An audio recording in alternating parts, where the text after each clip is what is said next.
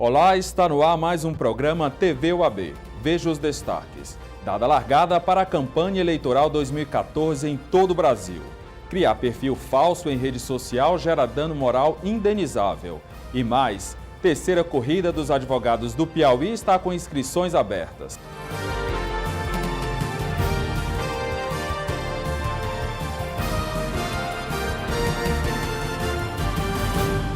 As redes sociais viraram um fenômeno mundial e a onda de perfis falsos na internet virou caso de indenização moral. Entenda na reportagem.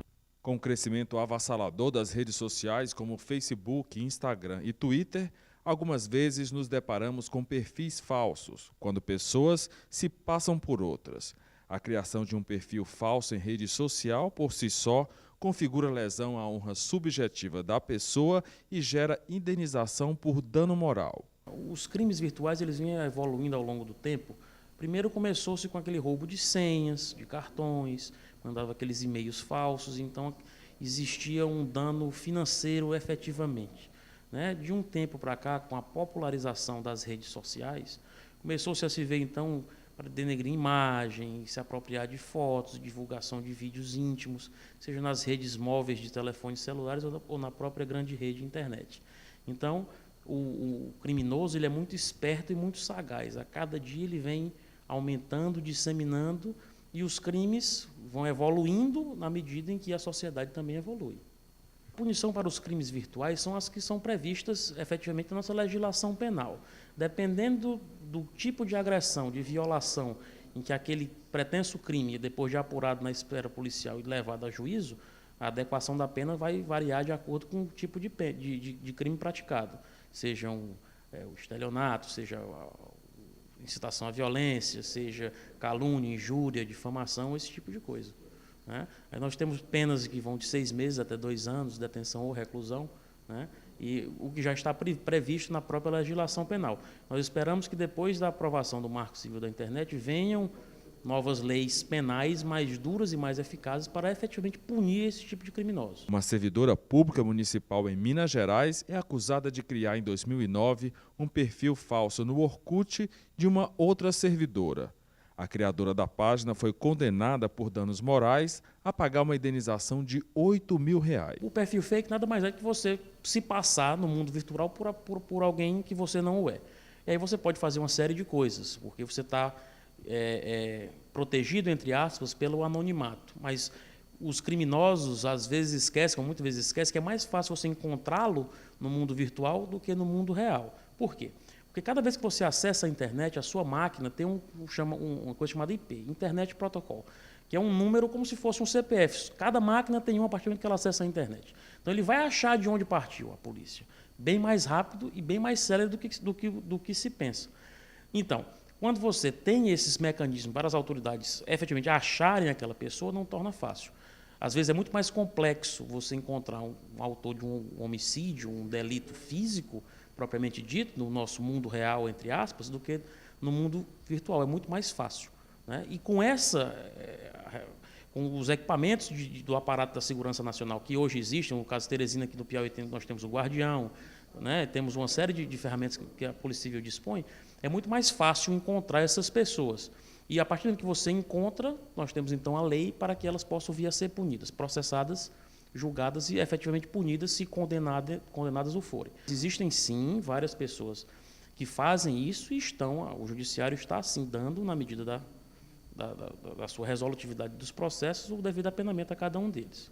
A Caixa de Assistência dos Advogados do Piauí, a CAAP, prepara-se para mais uma edição, a terceira, da Corrida dos Advogados. Veja na matéria. A Caixa de Assistência dos Advogados do Piauí tem um compromisso de zelar pela saúde e bem-estar dos advogados e estagiários regularmente inscritos na seccional do Estado.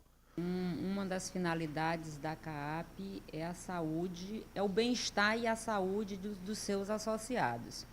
E para isso a CAAP não tem medido esforços para bem atendê-los.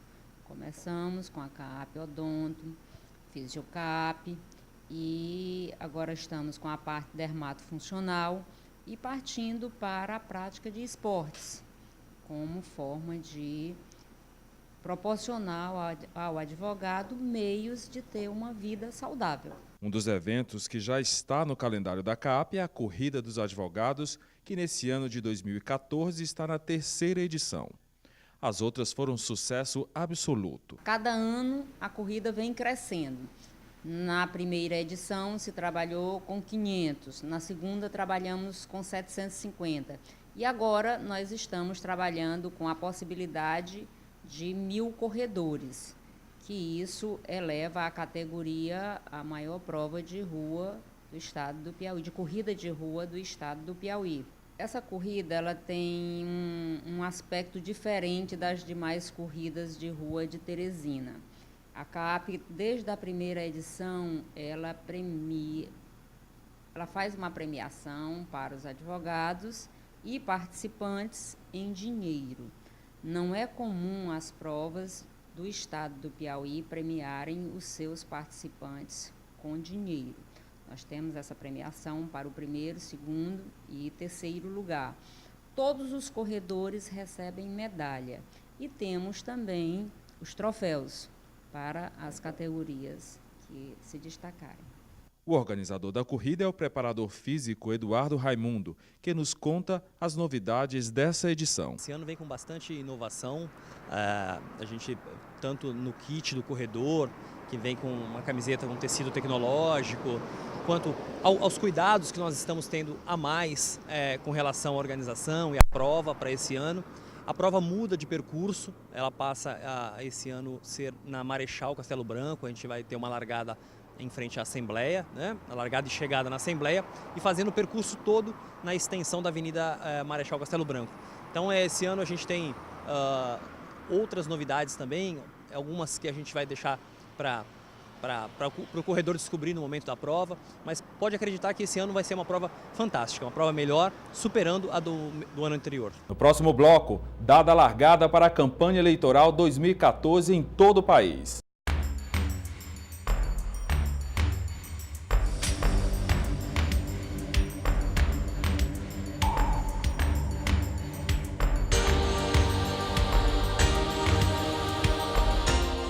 A campanha eleitoral 2014 teve início no dia 6 de julho. Desde o domingo passado, os candidatos têm permissão para fazer propaganda de rua, na internet e participar de comícios. Detalhes na entrevista. E para falar sobre a campanha eleitoral 2014, aqui em nossos estúdios, o vice-presidente da Comissão de Direito Eleitoral da OAB Piauí, Dr. Igor Cavalcante. Olá, doutor, seja bem-vindo. Antes de começarmos a nossa entrevista, eu gostaria que o senhor fizesse um apanhado do que já aconteceu nessa campanha. Obrigado, Zan, mais uma vez, obrigado pelo convite. E realmente é o ano de 2014, um ano de eleições majoritárias e eleições proporcionais também. Já tivemos alguns acontecimentos, eu acho que é importante trazermos ao conhecimento de todos. Desde o dia 1º de janeiro, a Lei 9.504, que é a lei que trata das eleições, ela tem um rol taxativo no artigo 73, que trata acerca das condutas vedadas aos agentes públicos. Então, desde o dia 1º de janeiro, se iniciou essa exemplificação e o que seria ou não proibido aos agentes públicos. Um período também que é importante ressaltarmos aqui, que a partir do dia 10 de junho começou o período que se foi permitido fazer as convenções partidárias, as convenções eleitorais. Foi do dia 10 ao dia 30 de junho, onde todos os partidos e coligações se reuniram para ali naquelas convenções se discutirem os nomes dos candidatos que estariam com seus nomes lançados para as eleições de 2014. Passado o dia 30 de junho, nós passamos ao período dos registros de candidatura, que vão do dia 1º de julho ao dia 5 de julho até às 19 horas. Então, sábado agora, até às 19 horas, tivemos aí o protocolo dos registros de candidatura junto ao TRE, e foi o momento em que os partidos políticos registraram a candidatura, demonstrando quem seriam as pessoas, os candidatos, que estariam a pleitear um cargo no dia 5 de outubro de 2014. E a partir do dia 6, ou seja, depois do dia 5, já devidamente registradas as candidaturas, realmente todos serão candidatos, se assim o TRE disser que eles estão aptos a concorrer, e aí realmente se inicia o período da propaganda eleitoral. Em relação à mini-reforma, é uma surpresa ela já não acontecer nessas eleições?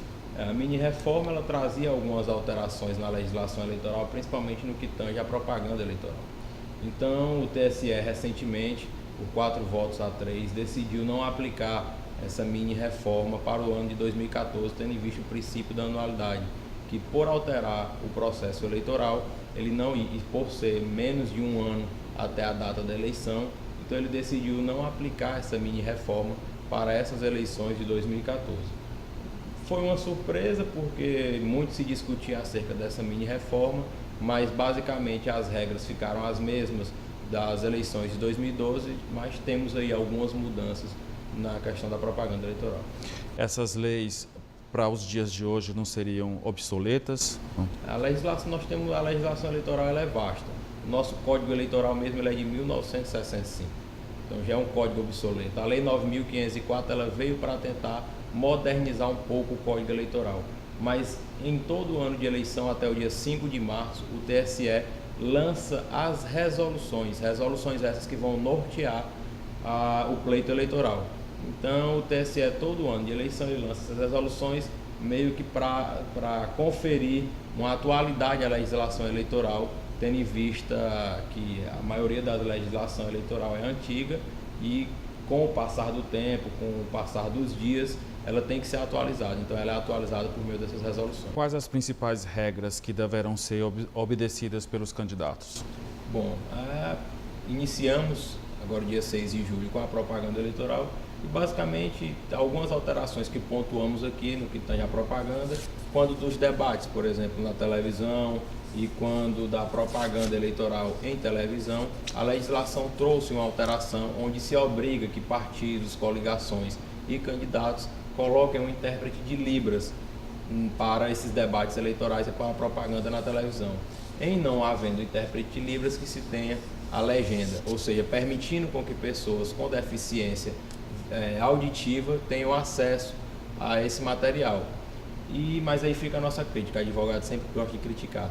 O TSE ele não obrigou esses partidos políticos, ele deixou facultado aos partidos políticos a impressão do material em braille, ou seja, aquelas pessoas com deficiência visual, elas não vão ter acesso a material impresso. E isso porque ficou facultado aos partidos, e se ficou facultado, eles não estão obrigados a fazer, é um gasto a mais em campanha, então eu acho que eles não irão fazer. Doutor, eu sei que esse assunto é muito vasto, e a gente vai tocar num assunto também vasto, que é a internet. O que é que o senhor tem a me dizer da campanha eleitoral feita na internet? Bom, na internet, a campanha eleitoral na internet também só é possível a partir do dia 6 de julho. O que devemos observar, e já é um posicionamento que o TRE vem tendo, é que essa campanha eleitoral na internet ela não pode ser feita de forma anônima, ela tem que ser feita, se você quiser declarar algum apoio a determinado candidato, a um determinado partido político, você tem que se identificar.